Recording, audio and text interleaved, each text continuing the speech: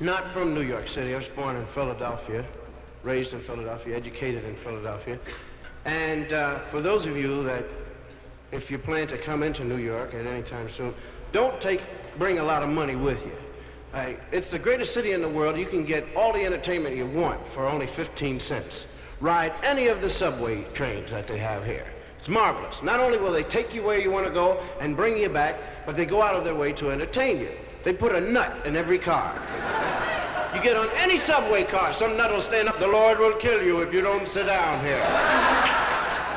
I saw a 3-act show from West 4th Street up to 125th Street. First act was this woman that went around condemning everyone. She got off at 23rd Street. She was so great we gave her a standing ovation. She got back on, did an encore up to 34th Street. At 34th Street, she was replaced by 200 high school kids who went through the car, cut up the seats and the people. Well, while I was enjoying this, I figured I'd go and look at the next car and see if they had a show going, and they did. They had a group participation show going, wherein everybody in the car was trying to pull in this one guy who had his leg caught in the doorway. So I just dollied back into my car, and I saw that a crowd had just a crowd grouped around, and I saw these arms flailing and all this noise. And what I thought was a karate demonstration turned out to be 2 old ladies taking a seat from a wino. So the old ladies and the kids all did a high kickoff at 81st Street, and on came one wino, and he talked to the other, and the guy nudged me, and he said, "These are the stars of the car. They come on every time." And they talked to each other, and the whole thing was titled Incoherency. The one wino looked at the other and said, You went on the motorcycle when the cab was rigged when I read cycle, and you would say, "Do you realize it?" Well, sport, you can't lie badges and stocking roll bridges tonight, everyone. So I'm gonna ask you a question. Go ahead, sport. Did you run over the motorcycle when the cab was hacked when they was reading and dressing something with the Holden Dragon? No. So I talked to him after the show was over, and I said, "I think you guys are really great. Where do you go from here?" And he said, "Well, one by one, they take us over to the Greyhound bus station, and they let us announce where the buses are going." See, what they do is they get the guys all juiced up, you know. It's, bus leaving on station number 7 for Rebasack, Haversober, Sack, and North Reba Highway.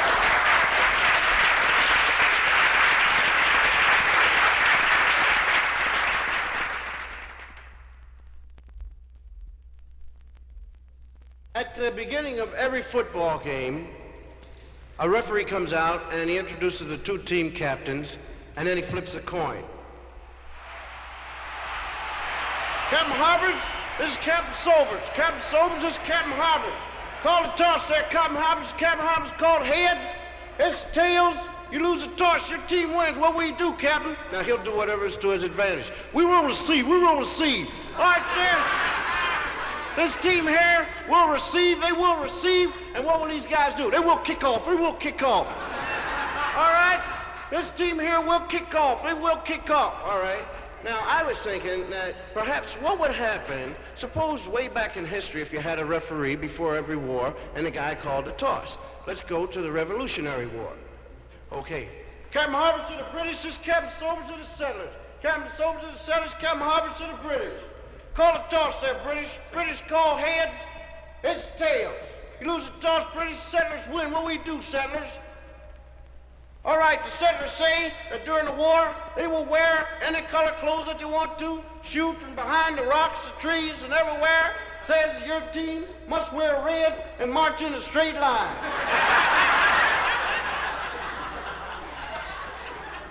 Or else you have, like, the Indians and the cavalry. See, referees, same referee. Captain Custer, this is Captain Sitting Bull. Captain Sitting Bull is Captain Custer. Call the toss, Cuss. He calls heads, it's tails. You lose the toss. What will you do there, Sip? All right, Captain Sinbo says that you and your boys got to wait down at the bottom of the hill while him and all the Indians in the world ride right down on you.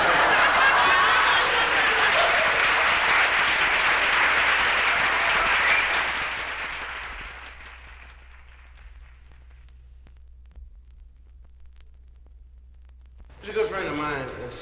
He's a baseball player, and he's done quite a few razor blade commercials. And he's really a brilliant guy. And I saw him on TV the other day, and he was going through something like this. That's right, Mel. Always use a razor on my face to shave it. I use it every time. Sometimes I cannot get this razor and I must use an infrared razor. I must use another razor, Mel. I mean, sometimes I get up and I go into the bathroom and I look at my face in the mirror and I see little tiny hairs growing out of my face. And I say, little tiny hairs growing out of my face. I call my wife, come here, look at my face. She said, what? I said, come here, woman, look at my face. She said, yeah, Dad. Little tiny hairs growing out your face. I give me some lather up. I get my razor, shave, zips off. See that? My face is ripped to shreds. Because these razor people going through a lot of trouble putting numbers on this thing, so no matter what number you turn to, you still cut yourself to pieces.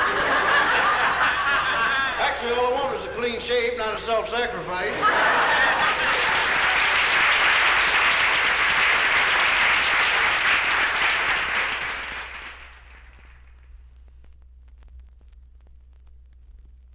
There's a fellow by the name of Noah, built an ark. Everybody knows he built an ark. You say, what did Noah do? He said, well, he built an ark. But very few people know about the conversation that went on between the Lord and Noah. You see, Noah was in his rec room sawing away. He was making a few things for the home there. He's a good carpenter. Ruba, Ruba, Ruba, Ruba. Noah. Somebody call? Ruba, Ruba, Ruba. Noah. Who is that? It's the Lord, Noah.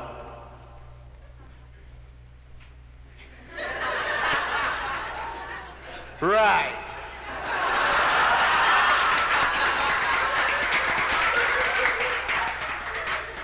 Where are you? What do you want? I've been good.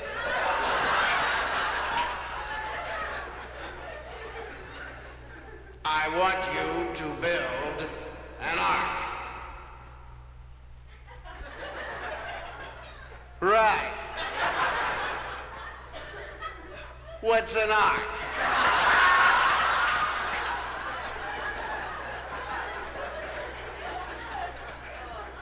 Get some wood, build it 300 cubits by 80 cubits by 40 cubits. Right. What's a cubit? Let's see, a cubit. I used to know what a cubit was. Well, don't worry about that, Noah. When you get that done, go out into the world, collect all of the animals in the world by twos, male and female, and put them into the ark. Right. Who is this really?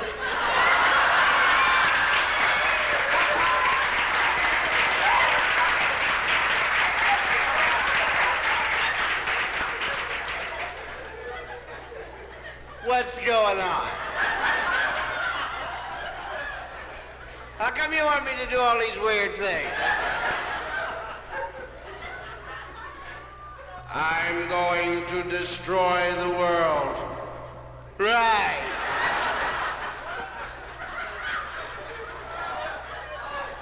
Am I on candid camera?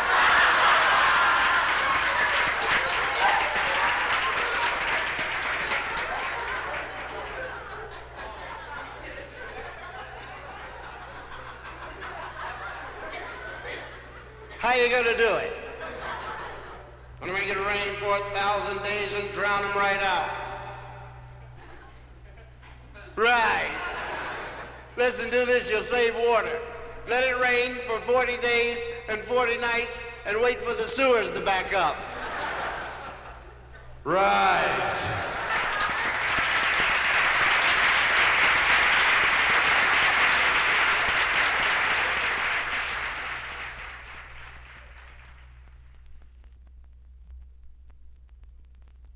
I'm just wondering, what would be the effect of an arc on the average neighbor?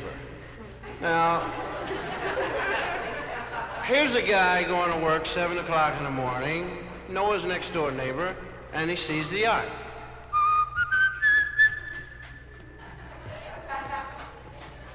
Hey! Yo up there! What do you want? What is this? It's an ark.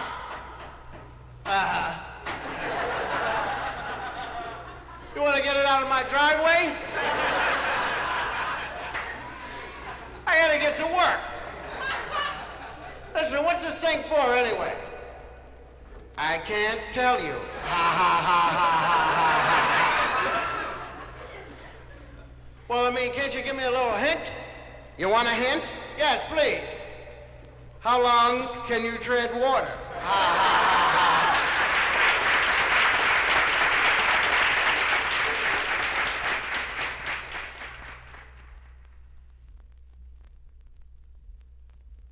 Of course, Noah had a heck of a job, really. He had to go out and collect all of the animals in the world by twos, 2 mosquitoes, male or female.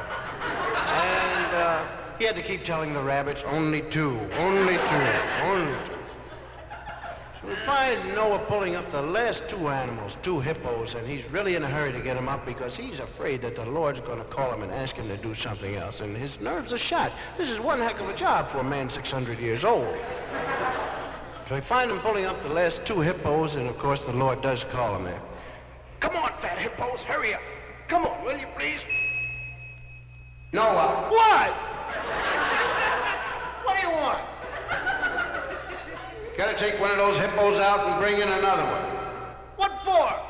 Because you got 2 males down there and you need to bring in a female. I'm not bringing nothing in. You change one of them. Come on, you know I don't work like that. Well, I'm sick and tired of this. I've had enough of this stuff. I've been working all day, working on for days and days. I'm sick and tired of this. Noah? Yeah? How long can you tread water? Yeah, well, I got news for you. I'm sick and tired of this whole mess. If I've done, the whole neighborhood's out there laughing at me. You're all having a grand time at good old Noah there. I went out and got my best friend Larry. I said, Larry, listen, I've been talking with the Lord. Larry said, oh, really? I said, yeah, that's it. Larry Lloyd. You walked off there laughing. I hear them all up there laughing at me. You know I'm the only guy in this neighborhood with an ark. People around here laughing, picket signs, walking up and down. I'm sick and tired of this stuff here. People are walking around there. How you doing, Tarzan? How's everything up there? Sick and tired of this mess here. You're supposed to know all and see all. You let me go out there and bring in a pregnant elephant. You give me no manual for delivery and nothing. Never told me the thing was pregnant. There's good old Noah waiting underneath the elephant there. Boom, right on top of the sick and tired of this mess here. Had enough of all this stuff where you're running around. You're supposed to know all and see all. Like I said before, you let me go out there and do all this stuff here. You never even looked in the bottom of that ark. Have you looked down there? No. Who's going to clean up that mess down there? That's me. I'll tell you that. I've had enough of this. I'll tell you what I'm going to do. I'm letting all these animals out, and then I'm going to burn down this ark, and I'm going to Florida somewhere because you haven't done nothing. I'm sick and tired of all this mess. You're fooling around, and you haven't done nothing except as you got it raining. It's not a shower, is it? Okay, Lord, me and you, right? Because I knew all the time everything was...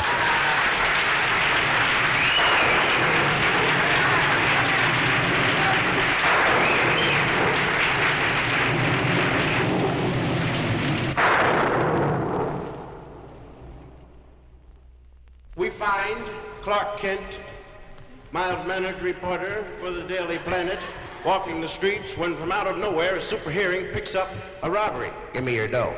Quickly he dashes into the phone booth. Starts to take his clothing off there. Quickly a cop comes up. Yes? What are you doing in the phone booth?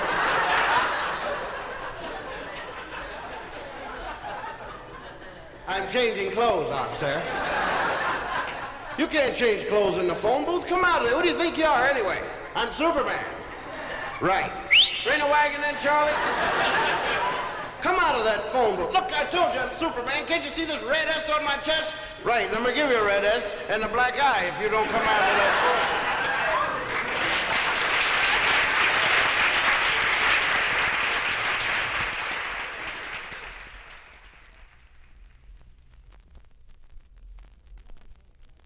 A while back, I saw a movie called HUD, which was a great picture. There's no plot, no nothing to it. Just guys chasing all the women in town, you know. And like the high point of the picture to me was really when they shot the cows, because the cows had hoof and mouth. And they dug a hole and they led the cows into it. The guys are all dressed up in rubber suits and everything. You have to shoot the cow. And it's very important to wear the rubber, because if the foam gets on you, the guy will shoot you, you know. So this is fun shooting cows, eh? Yeah, as a matter of fact, you got a little foam on you. Yeah. So I was thinking, like, how do the cows feel about this whole thing? Really, you have to think about that, because cows must think about something, you know. So they're leading them into the big hole there, and one cow talks to the other, they're running, you know. Well, this is the way cows run, you know. Because they get that thing in the middle, you know.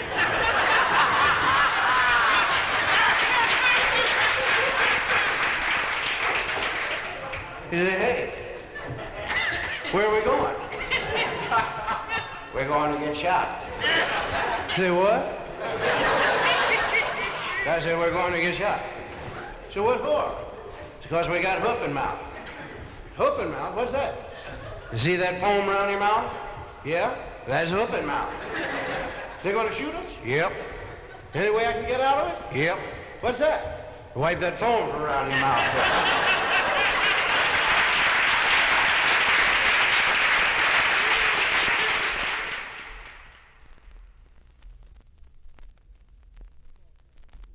A lot of football players do hair tonic commercials, and I saw actually the first one ever done, and it had a football player and a kid of 17. His problem was he really had bad hair's all hanging out all over the place, really weird hair. And they introduced the two together, you know, and they said, is this a football player? This is a little kid. Little kid? This is a football player. So how you, kid? What's wrong with you? So, well, sir, I have bad hair, and I can't get any girls. Yeah, and you're ugly, too. So they did the first commercial. Here's take one football player. Close up to the football player, he speaks. Here, kid, this is a football. Take it.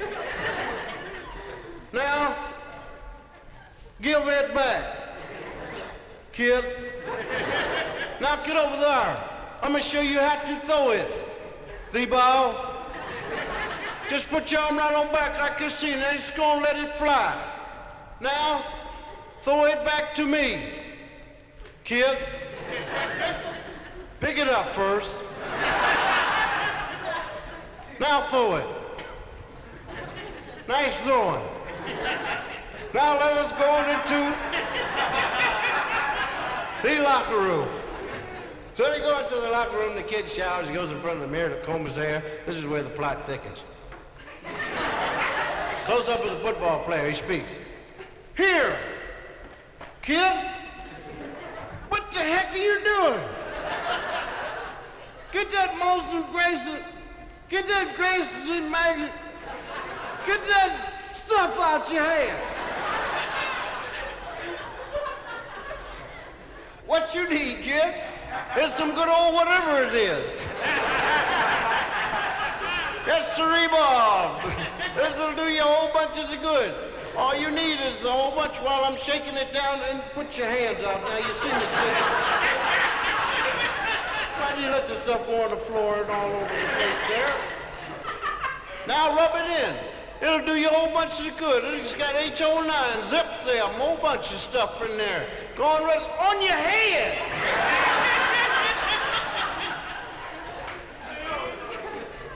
Now let's comb it. Now let's compare combs. See that? Yours is green, mine's is orange. Now let's go on out and get us some women's hair.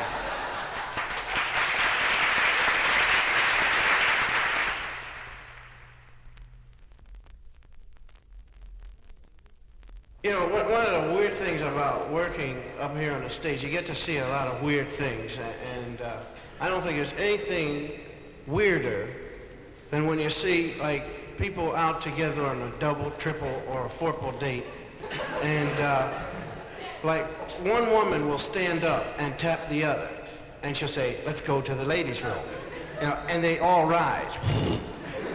And it's weird, you know, because when they go out and come back, you ask them, say, look, how come all of you had to go to the ladies' room when only one had the original idea?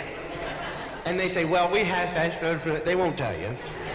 They won't say one single thing. It's weird, really. One time, 9 women sat right up front here. It was the weirdest thing I've ever seen. One lady rose just to clear her dress. They all got up.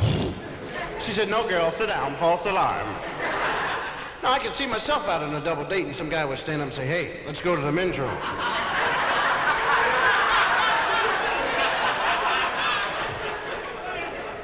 So I think you better go by yourself. As soon as he leaves, somebody says, that guy weird? What's wrong with him? I could see myself married, wife running the vacuum cleaner, turn it off, go next door, knock on the guy's. She opened the door. Hello there. Hi, let's go to the ladies' room there. No, really?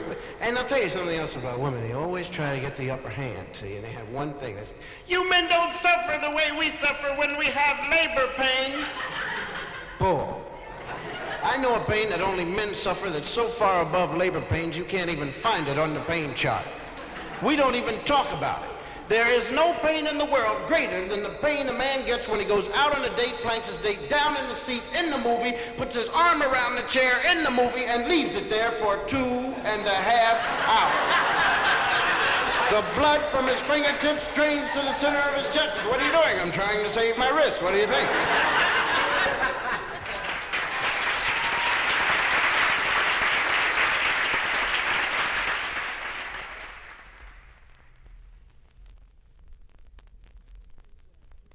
I played football at Temple University, and I was the first, second, third string fullback. Because of the fact that they knocked out all the other fullbacks and everything. But coaches have different methods of getting a team up. When I say getting a team up, I mean to make the players angry enough so they go out and really want to smash together. And one method that a coach used was that this guy would put a record on in the locker room, see, and the guy would play the record, and the music would come, pan, pan, da, da, pan, da, dun, dun, dun, dun, dun. You know, the guys would, the glands would secrete, and the iron get strong and rip off the locker and rip and tear the rag running around. And our coach went out and he bought the wrong record. He bought Exodus. And we went out and everybody went home. But the real method, though, is that a coach will talk to a team. This is called getting them up. And our coach talked to us, I'll never forget this game. He said, fellas, he said, you know, we're out here to win, and we really want to win because we want to win. You guys want to win? Yeah, coach. He said, all right, then start acting like it. Let me hear you say kill, kill. Let me hear you say fight, fight. Let me hear you say you want to win. We want to win. Are you guys ready? Yeah, coach, we're ready. We're running around, tearing up the lockers, ripping up paper, busting the benches. We're ready. Good. Okay, are you guys ready? Say fight, fight. And we're ready. It's okay. Go out there and get them. And the door was locked.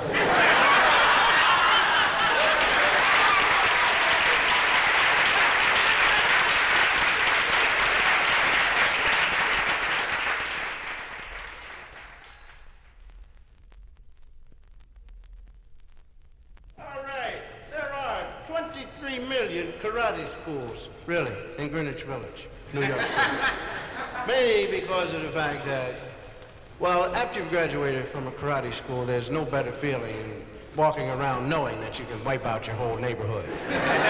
You become important, people invite you out to parties, hostess will look around and say, kill.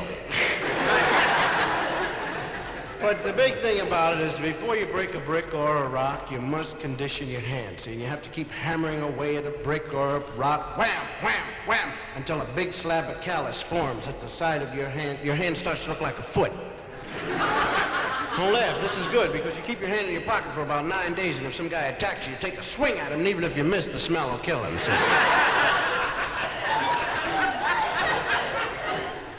What you have to do, though, is you have to just keep hammering away. Wham, wham, wham. And you do this because it's very important. You can break a brick or a stick.